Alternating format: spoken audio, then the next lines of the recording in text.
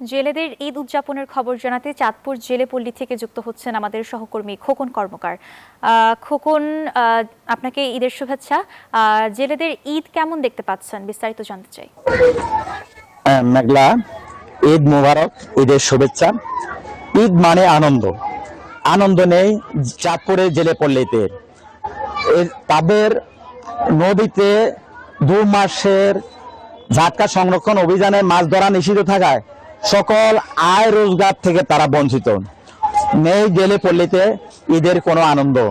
তারা বলছে সরকার 4 মাস 40 কেজি করে চাল বরাদ্দ দিল, কিন্তু তাদের নগদ অর্থ কিন্তু সরকার দেওয়ার কথা থাকলেও কিন্তু দেয়নি।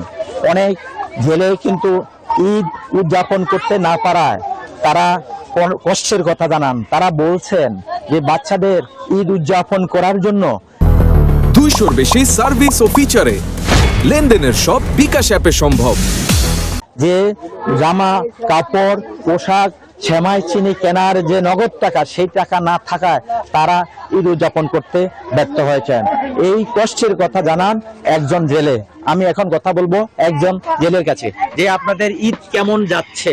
আমাদের ঈদ কেমন আর যাইব, আমরা ঈদজন কর্মীকে দিয়া টাকা টুকা নাই এবং নদীতে মাছ ধরতে পারি না, তাই আমরা বেকার অবস্থা। জেলে ওই ছেলেমেয়েরও মানে কোনো জামা কাপড় আমরা কিনে দিতে পারি নাই এবং ঈদের সেমাই চিনিও আমরা কিনতে পারিনি।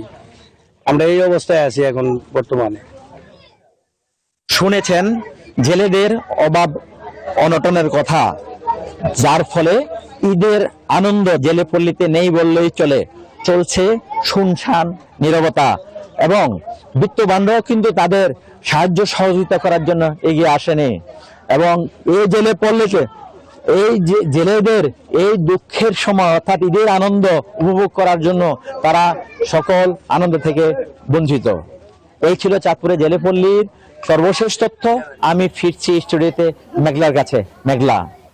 খোকন, আপনাকে ধন্যবাদ।